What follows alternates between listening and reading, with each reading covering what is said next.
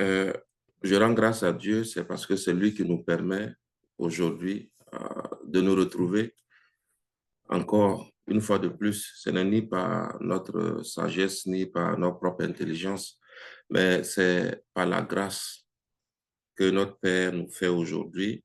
Et nous sommes tous bénis parce que nous avons été établis, sanctifiés aujourd'hui. Alors, je rends grâce à Dieu parce que c'est lui qui me permet de me tenir devant vous. Non pas parce que je suis le plus intelligent, ni encore celui-là même qui a la science infuse, mais c'est seulement que j'ai, j'ai l'opportunité que me donne Maman Lina et Papa Roger pour qu'ensemble aujourd'hui nous puissions nous pencher sur un thème qui est d'actualité. Un thème d'ailleurs que je dirais que Maman Lina l'a déjà développé dans son livre Préservez votre flamme au chapitre 5. Pour ceux qui n'ont pas encore lu le livre, vous pouvez le retrouver sur Amazon ou encore vous adresser à Maman Lina pour en voir encore des détails plus croustillants dans ce document. Moi, j'aborde j'aborde cet aspect-là. Euh, vous pourrez aussi le compléter avec des éléments qui se trouvent dans le livre, comme je le disais tantôt. Alors, le thème d'aujourd'hui, c'est comment nous devons gérer la gestion des défis dans le mariage. Alors, qui dit défi, cela va comporter plusieurs éléments, mais nous allons voir ensemble comment est-ce que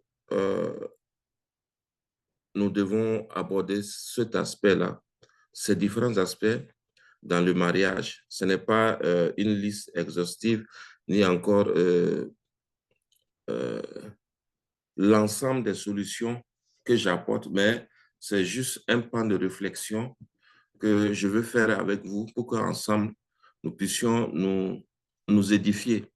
Alors, je m'adresse à ceux qui ont la grâce du mariage, mais aussi à ceux ou celles qui ont l'aspiration un jour d'avoir cette grâce. Et je pense qu'en tant qu'enfant de Dieu, c'est cela que chacun de nous espère.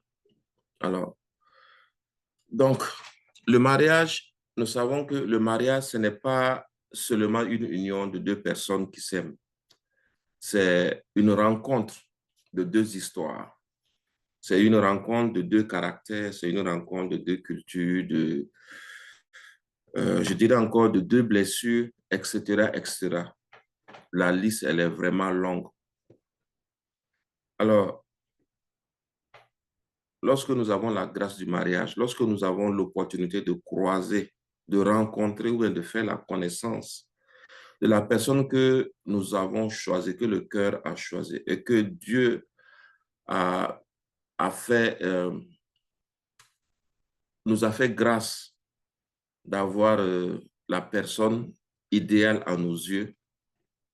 Alors, le jour du mariage, on se promet fidélité, on se promet amour, on se promet surtout soutien pour toute la vie.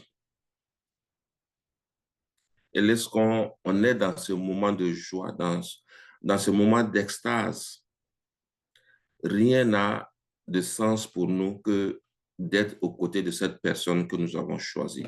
Donc, tout semble parfait, tout semble en adéquation, tout semble s'emboîter.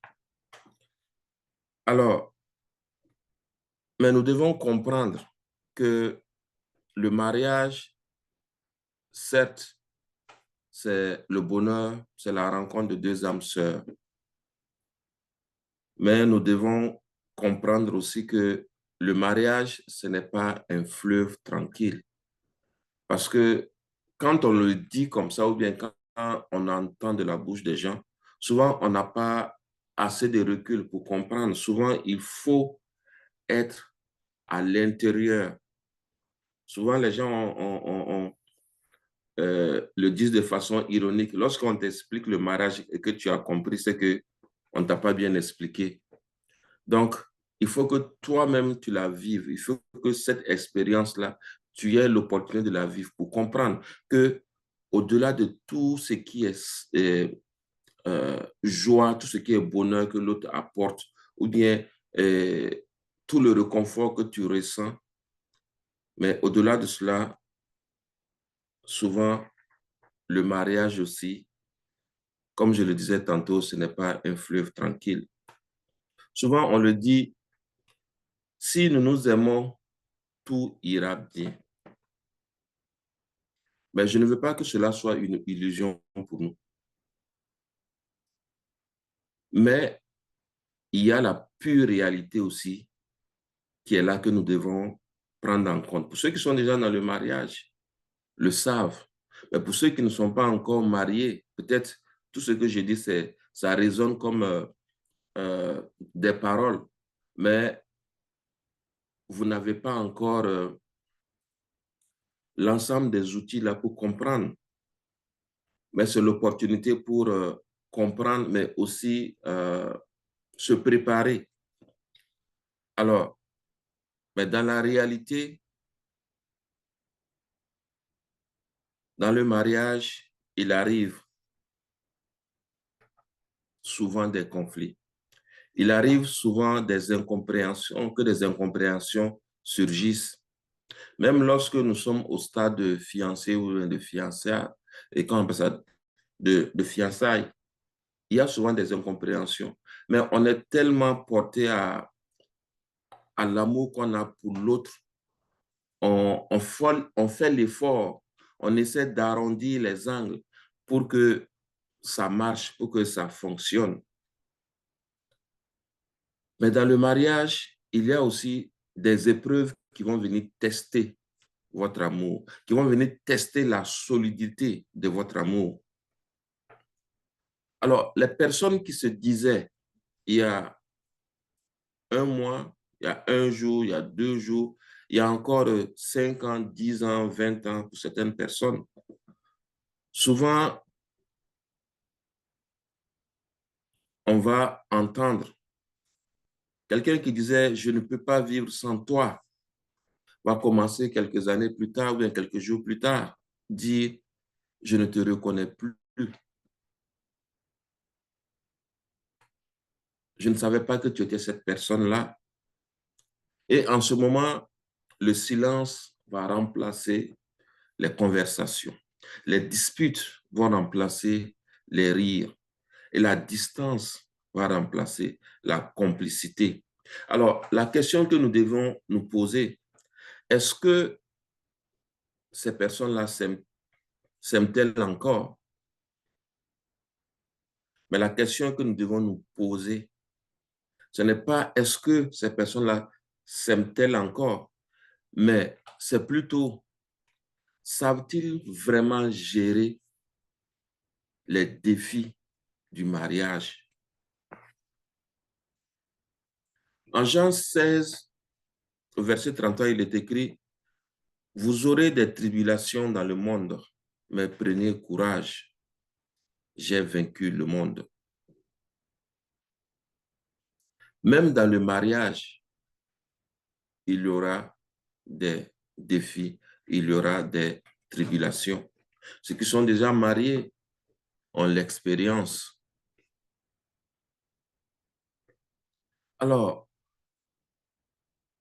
pourquoi ces couples, ces personnes qui ont choisi de vivre ensemble, qui se sont promis amour, fidélité, soutien, arrivent à un certain moment de la vie ou euh, au cours de leur vie à se retrouver confrontés à certains défis.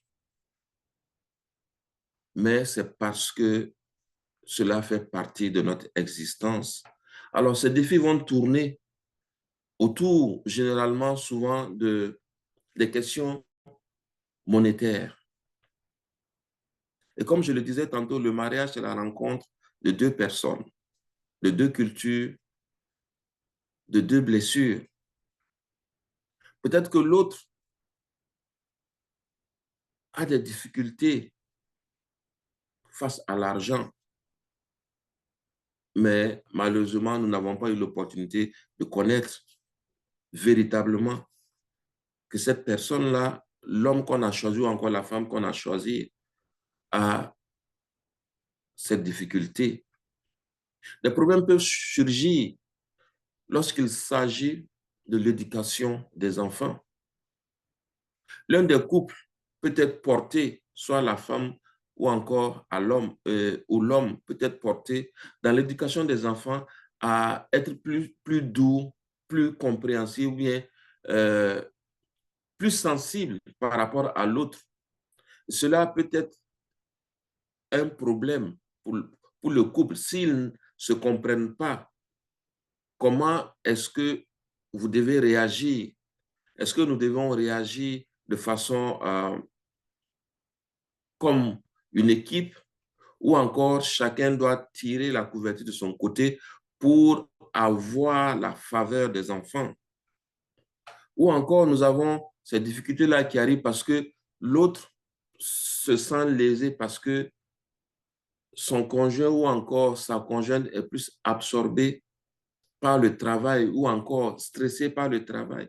Et qui fait que le temps, quand nous étions fiancés ou bien fiancés, et quand nous étions fiancés, nous nous donnons suffisamment de temps pour être ensemble. Mais dans le mariage, le temps passé ensemble diminue. Et cela crée une frustration chez le couple ou encore chez l'homme ou encore chez la femme. Et souvent, on entend dans les couples la femme qui dit, tu ne m'écoutes jamais. Ou encore le mari qui dit, tu ne comprends absolument rien. Résultat, nous avons une distance émotionnelle. Nous avons le silence qui s'installe. Nous avons la frustration qui grandit. Mais le problème, ce n'est pas le conflit ou encore le défi qui est là. Mais le problème, c'est la manière de gérer ce défi-là, la manière de gérer cette contradiction, la manière de gérer ce conflit. Alors, nous devons chercher premièrement à comprendre l'origine de ces défis-là. Nous devons savoir, comme je le disais tantôt, le mariage, c'est une rencontre de deux éducations, de deux personnes, de deux cultures, de deux blessures. Alors, le premier point que nous devons, nous, le premier point que nous devons regarder ensemble, c'est la différence naturelle. L'homme est différent de la femme de façon physiologique. Dans Genèse 2 au verset 18, il est écrit, je lui ferai une aide semblable à lui. Dieu n'a pas dit, je ferai une aide égale à lui. Il a dit, je ferai une aide semblable à lui. Donc, il va forcément exister des différences entre l'homme et la femme. Mais nous devons comprendre qu'au-delà de ces différences, nous sommes complémentaires. L'homme, il est différent de la femme, comme je le disais, de façon physiologique. L'homme sera différent de la femme parce que nous n'avons pas évolué dans le même milieu, nous n'avons pas eu la même éducation et nous avons des personnalités différentes. Mais cette différence entre conjoint et conjointe n'est pas le problème, mais elles deviennent un problème lorsque nous ne nous comprenons pas, lorsque nous n'arrivons pas à comprendre que l'autre est différent de moi, l'autre a différentes manières de faire par rapport à moi. Souvent, on occulte cet aspect et on veut forcément que l'autre soit moi. Alors souvent, lorsque on est marié, On a signé, que ce soit à l'église ou encore à la mairie, à l'état civil, ou peu importe, parce que toutes les formes de mariage maintenant sont reconnues, que ce soit religieux, que ce soit le mariage administratif. Marier une femme ou bien marier un homme, cela ne fait pas de vous le propriétaire de cette personne. Se marier ne veut pas dire je me suis marié à une femme ou à un homme. Cette personne devient ma chose, elle devient ma propriété. Nous devons comprendre que c'est un engagement que nous avons fait. On a fait une alliance. Et dans cette alliance, nous devons trouver les ingrédients nécessaires pour que nous puissions nous comprendre. Parce que même quand vous allez au-delà du mariage, lorsque deux États font une alliance pour ne pas se déclarer mutuellement la guerre, il y a un certain nombre de points sur lesquels ils doivent s'entendre. Alors, le deuxième point, c'est que nous devons comprendre que ce soit l'homme ou encore que ce soit la femme, nous sommes faits de chair, mais aussi d'orgueil. Dans Galates 5, verset 17, il est écrit, la chair a des désirs contraires à l'esprit. Mais lorsque nous nous retrouvons dans le couple, dans des situations de défi, peu importe la nature, généralement, qu'est-ce qui se passe? Que ce soit l'homme ou que ce soit la femme, on veut toujours avoir raison. Ou encore, on veut se venger de l'autre. Ou tout simplement là, on refuse de céder. Mais dans le mariage, ce que nous devons comprendre, lorsque vous êtes face à un défi, parce que en ce moment, chacun envoie son argumentaire. Mais ce que nous devons comprendre, si dans le mariage, si quelqu'un gagne, que ce soit l'homme ou encore la femme, en cas de situation de défi, si l'un d'entre vous gagne, sachez très bien que c'est le couple qui perd parce que l'autre se sent exclu de la solution. C'est cela que nous devons porter très attention. Dans le couple, ce n'est pas une histoire de qui a la plus grosse et qui a le plus gros argumentaire ou qui a l'argumentaire le plus juste. Mais nous sommes partenaires. Nous devons comprendre que c'est le nous qui doit l'emporter et non le je.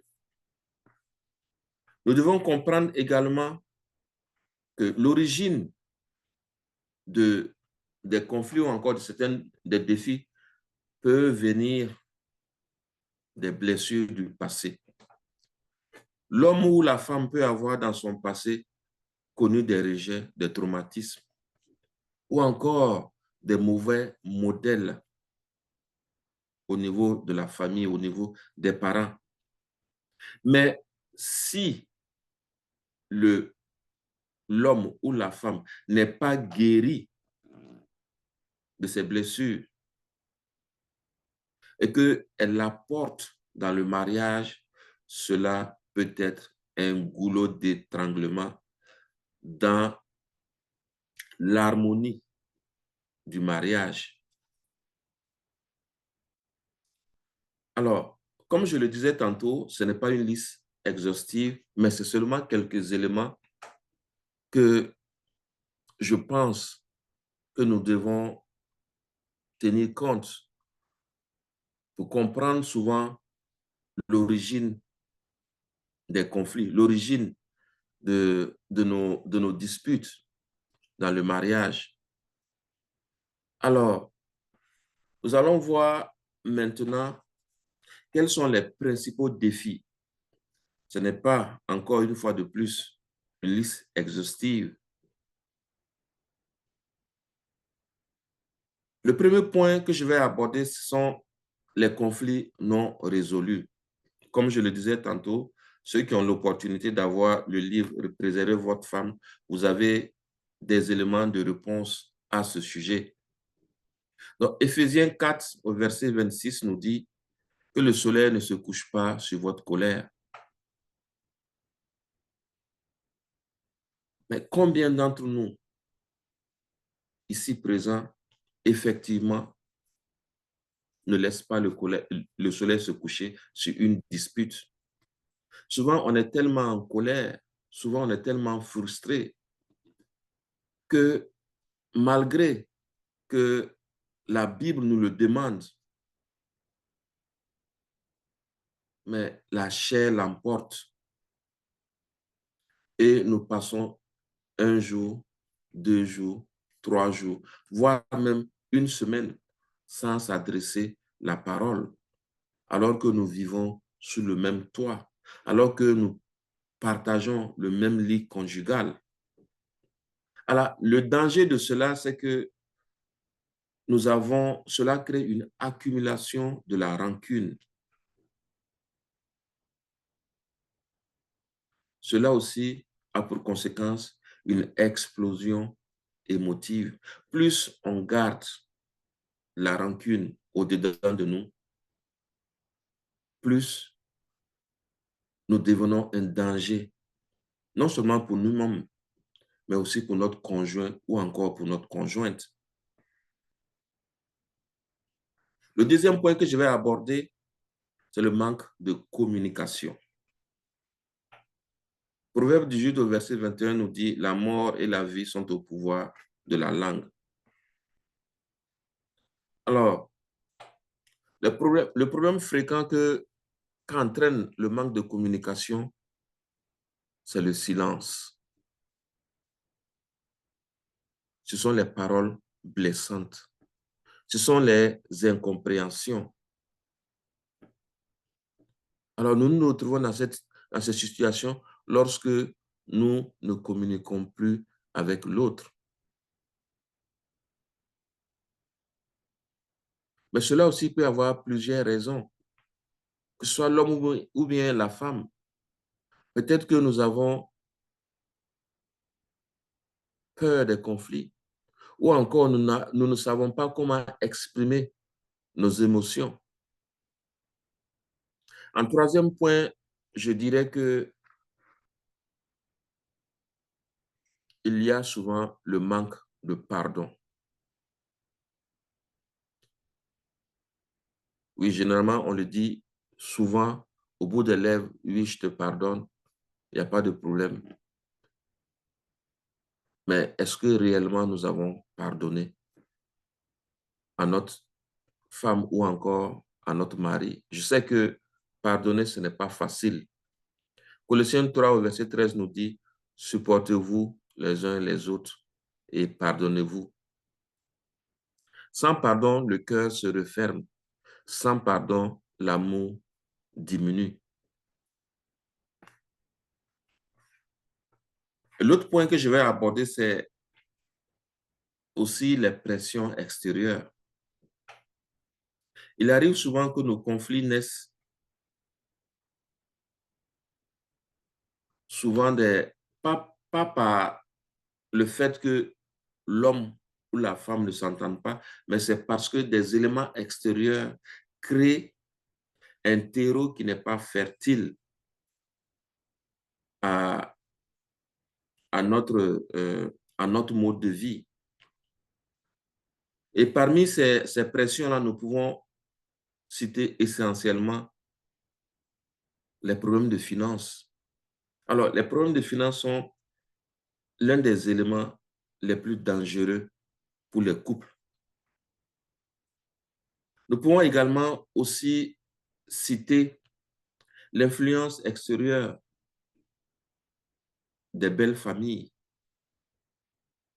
ou encore le travail ou encore le stress. Mais ce que nous devons comprendre face à tout ce que je viens d'énumérer comme étant les principaux sources les principaux éléments qui entraînent des défis pour le couple, nous devons comprendre que beaucoup de couples ne se battent pas ensemble, mais généralement se battent l'un contre l'autre. Ce que nous devons comprendre lorsque nous sommes dans le couple, nous sommes une équipe, nous ne sommes pas en concurrence. Malheureusement, souvent dans le couple, il arrive que monsieur devient le concurrent de madame, ou encore madame devient le concurrent de monsieur. Ensemble, nous allons voir comment est-ce que nous devons gérer ce défi, comment faire face à ce défi en tant qu'enfant de Dieu, en tant que chrétien. Alors, la première des choses que nous devons faire, c'est de mettre Dieu au centre. Parce que Ecclésiaste 4, au verset 12, nous le rappelle.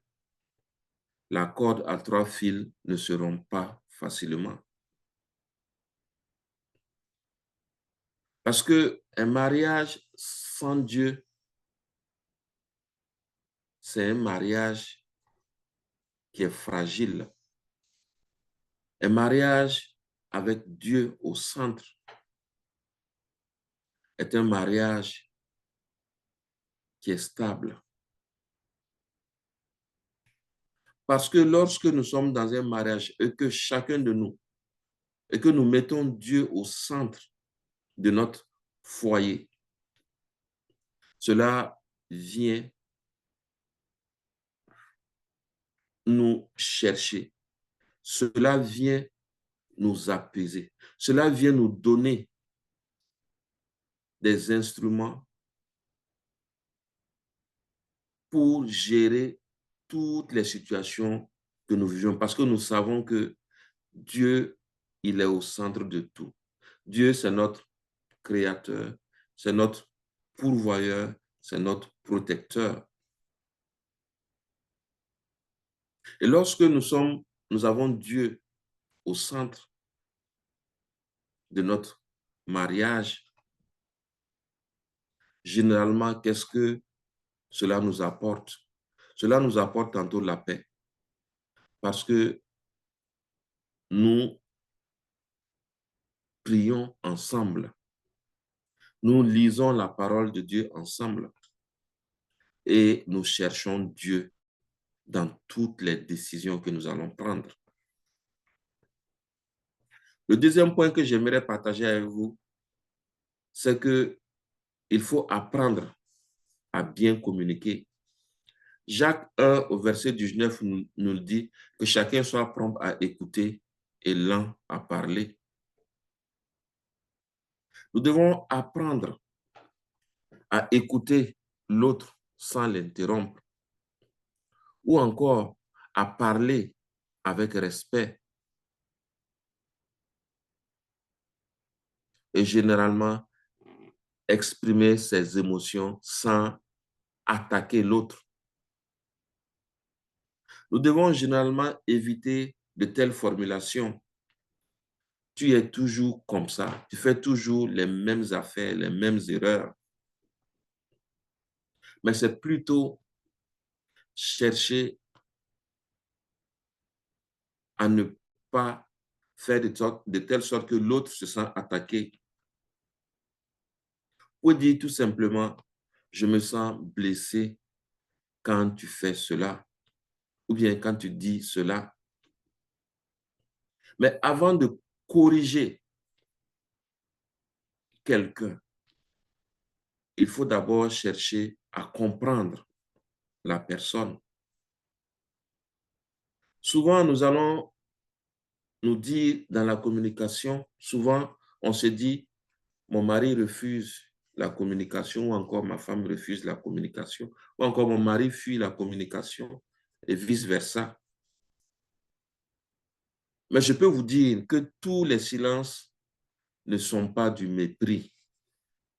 Ton conjoint ou ta conjointe peut fuir la communication parce que il ou elle a peur du défi ou encore du conflit, de la situation qui se présente. Vous savez, dans nos sociétés africaines, on a éduqué les hommes en leur disant, vous êtes infaillibles. Tu es l'homme, tu ne dois jamais baisser les bras. Même quand il y a la douleur, tu n'as pas le droit de pleurer parce que c'est toi l'homme. Nous avons tous grandi en tant qu'hommes. Pour ce que je sais, avec cette culture-là, l'homme là, c'est lui qui est fort, c'est lui qui porte tout sur son épaule. Mais malheureusement, nous arrivons dans des situations où l'homme n'en peut plus, où l'homme est incapable. Mais souvent, nous ne voulons pas montrer notre côté faible à notre conjointe. Et face souvent à certaines situations, quand on est dépassé, au lieu que on montre réellement comment est-ce que nous vivons cette situation, comment est-ce que nous appréhendons, mais nous choisissons de fuir parce que nous avons peur. Il y a certains hommes qui ont peur des conflits. Lorsque la discussion commence, ils fuient. Ou encore tout simplement parce que l'homme ou la femme n'a pas appris à exprimer ses émotions. Ne pas savoir exprimer ses émotions, on choisit généralement de se taire. Parce que ça bouillonne tellement à l'intérieur de nous que souvent certaines personnes qui se connaissent, au lieu d'exprimer, parce qu'en exprimant ses émotions, elle peut blesser son conjoint ou sa conjointe, elle préfère se taire. Ou tout simplement, monsieur ou madame a grandi dans un environnement où on ne parle pas. Même quand ça fait mal, on ne parle pas, on ne dit rien. Et face à cette personne, l'autre conjoint ou encore monsieur ou madame voit un mur, une personne froide devant elle. Ou tout simplement, monsieur ou madame, lorsque vous êtes en situation de, de conflit, ou de dispute ou bien de défi, la personne se sent attaquée ou encore la personne se sent jugée. Mais j'aimerais tout simplement dire que derrière le silence, il y a souvent une émotion qui est non exprimée. Nous devons aussi apprendre à éviter des réactions qui aggravent la situation. Quand l'autre fuit, vous sentez que la personne n'est pas disposée. Et généralement, qu'est-ce que monsieur ou madame fait? C'est insister fortement, ou encore c'est accuser, ou encore c'est hausser le ton. Je vous le dis, ce n'est pas des situations qui viennent arranger. Quand tu dis à ton conjoint ou encore à ta conjointe, tu ne parles jamais. Quand il y a une situation, toi, tu ne parles jamais, tu ne dis rien. Il faut que ce soit moi qui parle lorsque il y a une situation. Ou encore, j'ai l'impression que tu t'en fiches de moi. J'ai l'impression que la situation qu'on vit là, ça ne te dit absolument rien. Le résultat, c'est que monsieur ou encore madame se ferme encore plus. Donc, la pression ferme les cœurs. Par contre, la douceur, elle les ouvre. Dans Proverbe 15, au verset 1, il est dit, une réponse douce calme la fureur. Nous devons plutôt chercher à rassurer l'autre.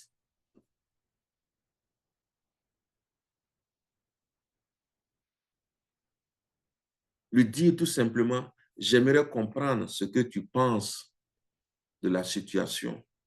Ou encore, je ne suis pas contre toi, mais je veux qu'on avance ensemble. Parce que l'objectif que nous devons avoir, c'est rassurer, mais ce n'est pas attaquer l'autre.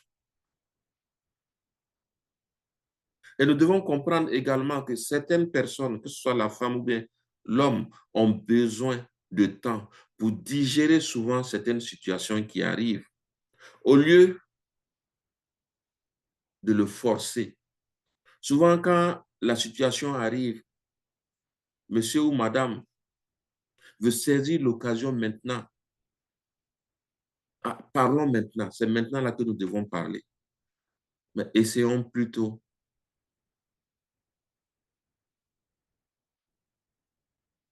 de savoir est-ce que c'est le bon moment pour l'autre? Est-ce que l'autre est disposé?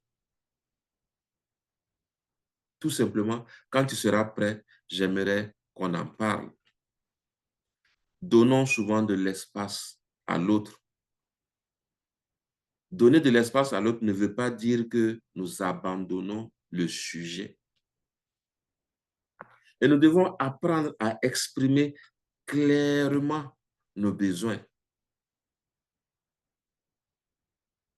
Parle de tes besoins de toi et non des besoins de lui. Souvent, on a tendance à parler des besoins de l'autre alors que c'est de notre propre besoin qu'on veut parler. Quand tu dis à ton conjoint ou encore à ta conjointe, tu ne fais aucun effort. Automatiquement, monsieur ou madame se sent blessé, se sent attaqué, se sent marginalisé. Ce que nous devons dire plutôt, c'est je me sens seul quand on ne parle pas. Ça me touche.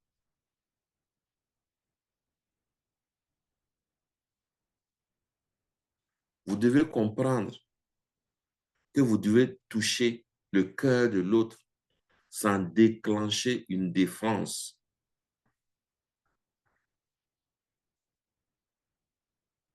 En troisième point, nous devons pratiquer le pardon rapidement. Matthieu 18, au verset 21 au 22 nous dit, alors que Pierre s'approcha de lui, il dit, Seigneur, combien de fois pardonnerai-je à mon frère lorsqu'il péchera contre moi? Serait-ce jusqu'à 7 fois?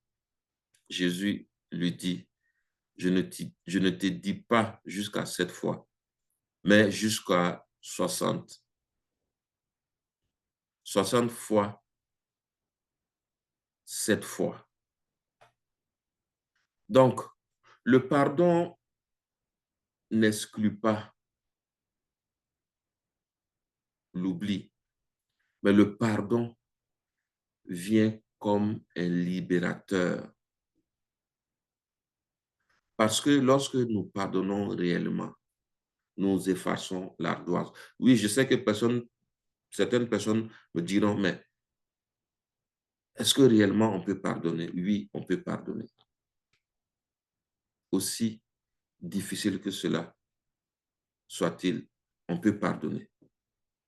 Par contre, retenir une offense, cela constitue un poison pour le mariage. Nous devons apprendre à combattre le problème et non la personne. Quand nous sommes dans le foyer, dans le mariage, nous sommes une équipe, nous sommes des partenaires. Ton conjoint ou ta conjointe n'est pas ton ennemi. Éphésiens 6 au verset 12 nous dit, nous n'avons pas à lutter contre la chair et le sang. Souvent, on entend dans les couples lorsque on est frustré, lorsque on est en colère, monsieur ou encore madame dit à son conjoint ou encore à sa conjointe, tu es le problème. Ton mari ou encore ta femme n'est pas le problème. Vous avez un problème à résoudre ensemble. Voilà les termes qui sont appropriés. Ou encore, je veux comprendre ce que tu ressens. face à cette situation, pas te juger, je ne suis pas là pour te juger, mais je veux avoir ton ressentiment. Ou encore ton point de vue, il est important pour moi face à la situation que nous traversons.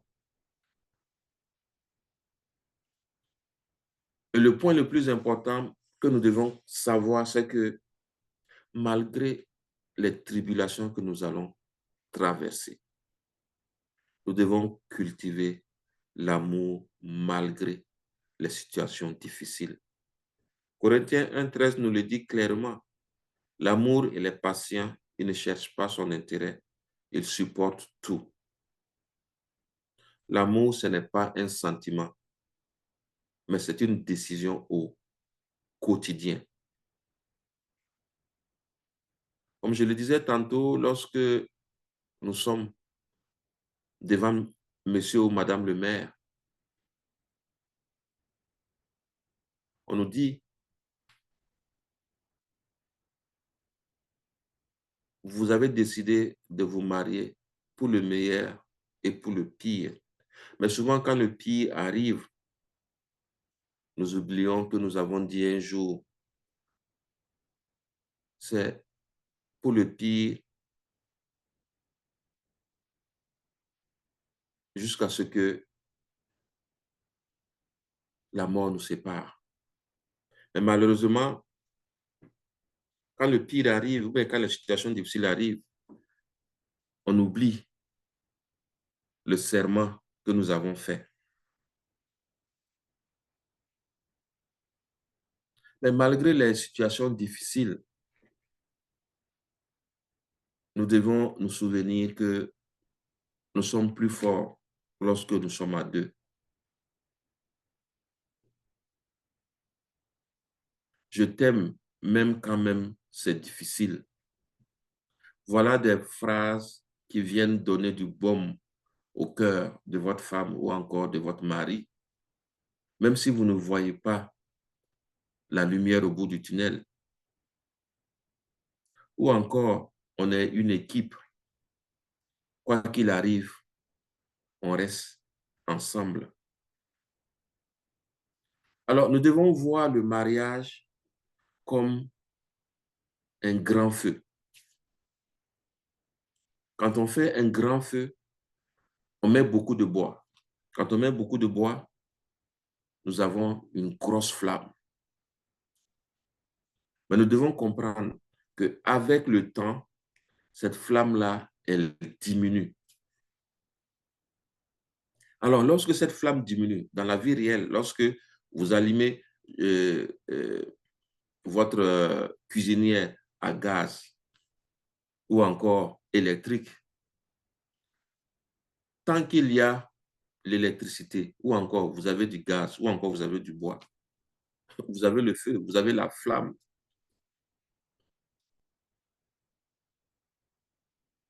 Mais si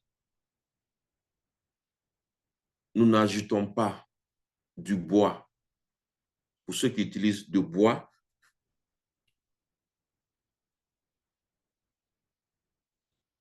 donc de façon caricaturée, si je ramène ça au mariage, si dans votre mariage, vous n'ajoutez pas le bois ici, c'est l'attention. Si vous n'ajoutez pas l'attention à votre mariage, il va finir par diminuer. Dans votre feu, vous avez besoin, pour que le feu continue, le feu a besoin d'oxygène, le feu a besoin de l'air. Dans votre mariage, vous n'apportez pas de l'air, vous n'apportez pas la communication. Cela entraîne la diminution de votre mariage. Si dans votre mariage, dans votre feu, je fais le parallèle, la chaleur diminue, c'est sûr que votre feu va baisser d'intensité. De l'autre côté, dans votre mariage, si vous n'apportez pas l'affection, votre mariage va péricliter. Donc, nous devons comprendre que les défis ne détruisent pas notre mariage, mais c'est souvent le manque d'entretien qui le détruit.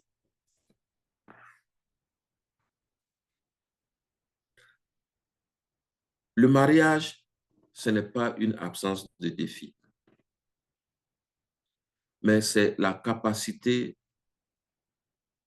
de les surmonter ensemble.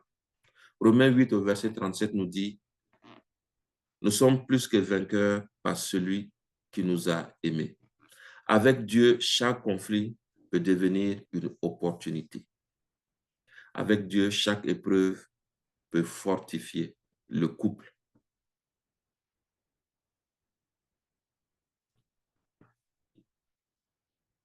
Nous devons comprendre que dans le mariage, que ce soit l'homme ou encore ce soit la femme, chacun de nous doit jouer sa partition. Chacun de nous doit apporter sa contribution. Je sais que ce n'est pas facile, mais il y aura des situations dans votre vie de mariage qui feront que l'un des couples, monsieur ou madame, ne soit pas à 100% fonctionnel. Vous êtes comme une équipe. Dans une équipe de football, lorsqu'il vient à manquer un joueur, automatiquement, il faut se réorganiser pour que l'équipe continue à fonctionner. Le mariage, c'est le même principe. Mais je ne dis pas que c'est aussi simple comme je le dis. Ça demande de l'engagement, ça demande des sacrifices, ça demande le don de soi.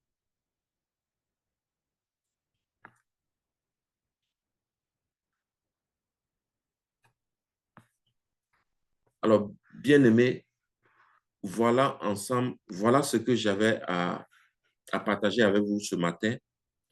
Et j'aimerais rendre grâce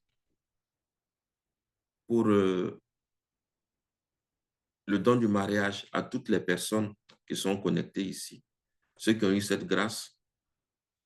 Et je prie que nous apprenons à gérer nos défis avec sagesse, avec amour, aussi avec humilité. Et que nous apprenons sincèrement à nous pardonner, à communiquer et à nous soutenir mutuellement. Et que dans le couple, nous devons être unis, forts et non centrés sur nous-mêmes. Nous devons être centrés sur le bien-être du couple. Alors, merci pour votre patience, merci pour votre écoute et soyez abondamment bénis. Maman Lina, je te passe la parole. Merci.